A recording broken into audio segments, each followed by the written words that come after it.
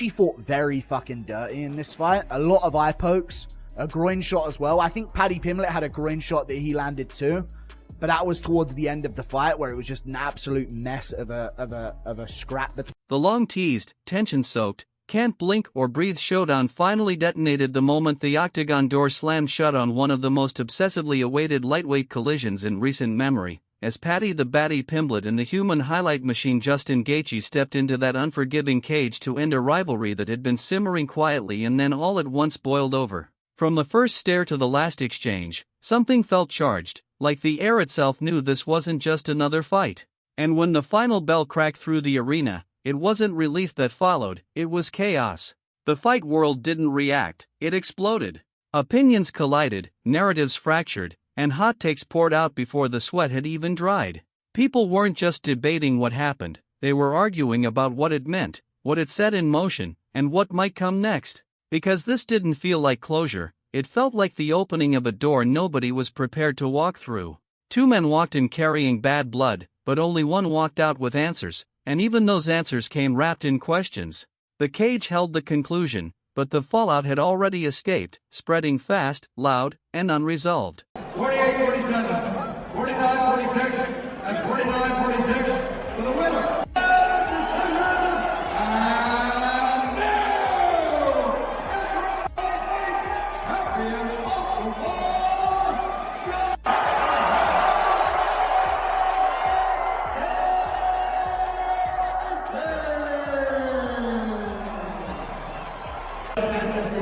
It was an absolutely incredible fight, incredible war. I want you to enjoy it, enjoy your victory. Congratulations on the interim championship belt. Look forward to seeing you fight for the title. I just want to thank the UFC for allowing me to be in this position. This is my 11th main event. Oh, it's food. Obviously delivered in the main event, it's capped off with a war. Just give us your thoughts on Justin Gaethje and Paddy Pimblett delivering a 5-round battle. Yeah, I mean, what a couple. So Paddy Pimblett at the weigh-in yesterday says, I'm going to knock this motherfucker out tomorrow. And I was like, that's interesting. And he never abandoned that game plan. Even when, he got dropped a couple times, I kept waiting for him. I'm like, he's eventually going to have to shoot and try to submit him. Now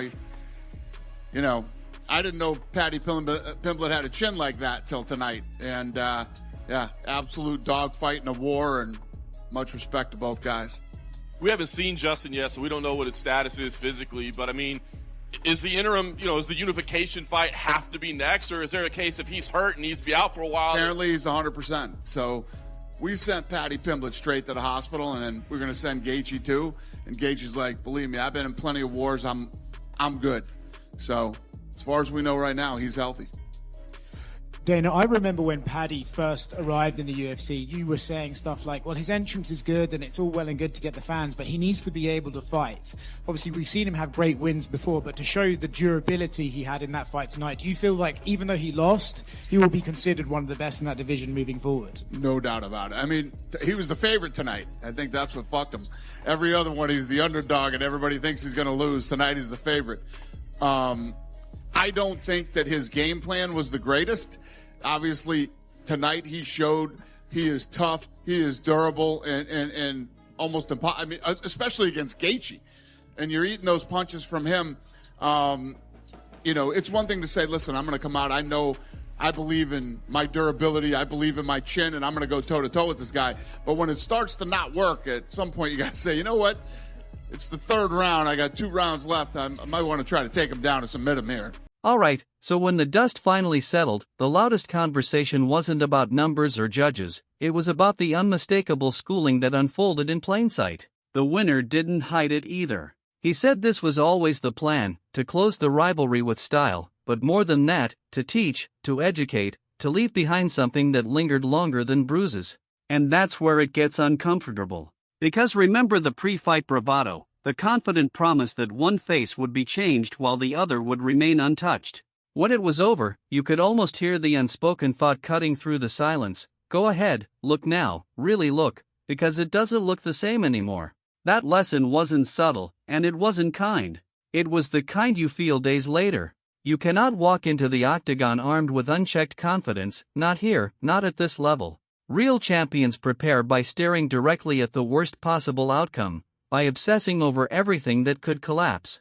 That's how you perform when the pressure peaks. Preparing for disaster is how you unlock your best self. What he carried into that fight mentally was brittle, and brittle things shatter. Fake confidence is poison, slow acting but fatal, and he drank deeply from it. Maybe he adjusts, maybe this becomes a turning point, or maybe it quietly follows him.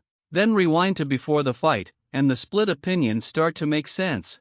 Eddie Alvarez didn't talk hype, he talked reality. Drawing from scars, not theory, he focused on readiness. He described Gaethje's pressure as something no camp can fake, the body shots, the suffocation, the relentless hostility. Sparring lies. Reality doesn't. And you only understand that truth once you're trapped in there, gasping, under championship-level pressure with nowhere left to run. It's like the first thing that comes to mind when you think of that fight with Justin. That I'm glad it's over and I never want to do it again. I'm like, the fans don't ever ask for a rematch or anything like that, because that would have never. I'm glad. He's unique, man, and he's one of my favorite guys to watch. So but if you want to beat Justin Gaethje, you have to. So he's a forward fighter and a pressure fighter that he will stand in the pocket, and he's gonna throw everything he got in that pocket. If you don't meet him, you'll get chewed up. So Paddy, the way to beat a guy who does this, very violent, aggressive pressure fighter, you have to meet him. You have to throw when he throws. So you got to be brave, and you have to go when he goes in between his shots. If you do that, you got a fair shot. If you don't do that, if you're not brave and courageous and throw when he throws in between his shots, it's going to be a really long night. It's going to be a hard night. Speaking of elite fighters, this is where the conversation takes a sharper, more revealing turn, because Michael Chandler, Iron Mike himself, dropped an insight that doesn't come around often and definitely doesn't come cheap. His perspective mattered for one brutal reason. He's been locked in a cage with both men. He's felt both styles in real time. After Pimblett's shock stoppage win last April, the one that flipped expectations and turbocharged Paddy's rise, Chandler didn't dismiss it. In fact, he did the opposite. He openly admitted that Paddy the Baddy carries a far more complete and layered skill set than his loudest critics ever wanted to admit. That alone raised eyebrows. But then came the pause, the moment where praise met reality. When Chandler was forced to make a real prediction, not a polite one, not a diplomatic one, he leaned toward Gaethje. And his reasoning cut deeper than hype. Experience. Scar tissue. A level of polish earned the hard way. Chandler described Gaethje as a different animal entirely, not just another opponent, but a threshold. A kind of living stress test Pimblett had never truly encountered before. Pressure that doesn't blink. Power that doesn't fade. The kind of presence that quietly exposes whether you're just arriving or actually ready to stay. It looks like. Oh man, more skilled, more experienced, I think better fighter all around, Justin Gaethje. But I also have been on record and said that Paddy Pimblett is better than a lot of people think he is. You know, because of his haircut and the way he talks, and when I fought him, he's better than a lot of people give him credit for. He's got long reach, good kicks, pretty darn patient and composed in there, but Gaethje's a whole different animal. So if I had to bet, I'd go Justin Gaethje, interim champion, and then he beats Ilia Topuria later on this year. Then the conversation took an even stranger turn when the legendary El Chuchui, Tony Ferguson, stepped into it, because like Chandler, his take wasn't theoretical, it was earned the hard way, through blood, mileage, and years spent inside that cage with both men. And that's what made it uncomfortable. Ferguson didn't talk about highlights or hype, he talked about ghosts. He hinted that Gaethje's long, complicated history with interim belts, near misses, and doors that almost opened but never quite did could quietly weigh on him when the lights get hottest, when another title-shaped moment starts to feel familiar in the worst way. Old scars don't always heal, they whisper. At the same time, Ferguson flipped the lens and saw something dangerous in Pimblett, that raw urgency, that first-shot hunger, the kind that doesn't calculate risk, the kind that lunges forward because it doesn't know any other way yet. From his own brutal experience, Tony admitted both men carried cracks, flaws you only notice once you've been there. But when pressed to choose, he leaned, just slightly, toward the fighter with nothing to protect and everything to gain. Because in wars like this, hunger doesn't just motivate. Sometimes it overrides limits. Towards Justin, You're one of the few that I've heard say that. Can you tell us why? I just think he's been in those 25-minute fights. He's been in dog fights before. I think Paddy's going to have a tough time stopping him on the feet, and I don't think Paddy's going to be able to get him down, so he's going to have to fight with him. Unless Paddy can stay super disciplined for 25 minutes, stay at distance, pick his shots. Justin's just a bigger puncher, and he'll put himself in harm's way to land one of those shots. And it's tough to stay away from it for 25 minutes. Do you think that the UFC wants Paddy to win? Probably. Yeah. Probably, because Justin's talking about retirement, and Paddy's still young, and they can continue to build him. There's a bunch of fights we haven't seen with Paddy. So it's more marketable if Paddy wins.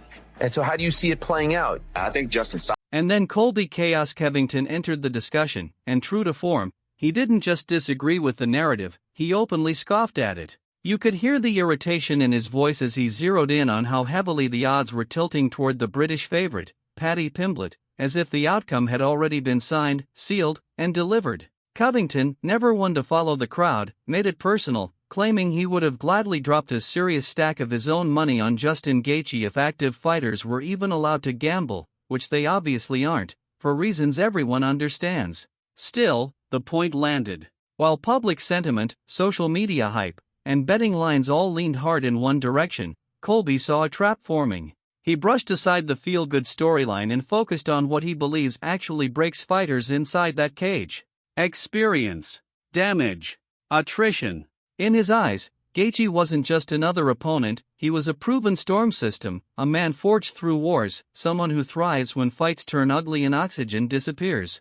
Covington painted a picture of relentless forward motion, pressure that never backs off, shots that don't just score but sap willpower. This wasn't about skill gaps or popularity contests.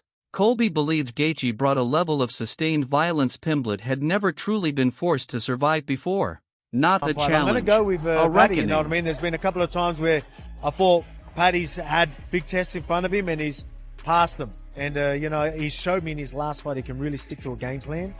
And he's going to need that with a Gaethje. However, breaking sharply from the growing chorus of doubt, Sugar Sean O'Malley planted his flag without hesitation, and he did it with that familiar, almost reckless confidence that makes people either roll their eyes or lean in closer. While others saw chaos and danger, Sean saw opportunity. He didn't just pick Pimblett to win, he openly backed him to seize interim gold, as if the outcome was already whispering itself to anyone paying close enough attention. From his perspective, this wasn't a nightmare matchup for the British grappler, it was a puzzle begging to be solved. Where critics fixated on power and pressure, Sean fixated on timing, angles, and moments that only reveal themselves in the messiest exchanges. He envisioned the fight cracking open in the second round, not with fireworks, but with a subtle mistake, a fleeting lapse, the kind you only notice when it's already too late.